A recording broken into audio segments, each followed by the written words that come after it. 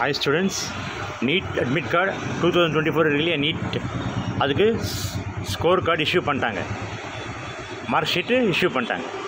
ஓகேங்களா? அது எப்படி பார்க்குறதுனாக்கா நேராக அவங்களுடைய வெப்சைட்டுக்கு போங்க. அங்கே போய் மேலே போகுது பாருங்கள், score card, click here for score card. இங்கே கிளிக் பண்ணுங்கள். அதுக்கப்புறம் இங்கே click here for NEET 2024 score card இங்கே கிளிக் பண்ணுங்கள். கிளிக் பண்ணால் உங்களுக்கு அப்ளிகேஷன் நம்பர் கேட்கும்.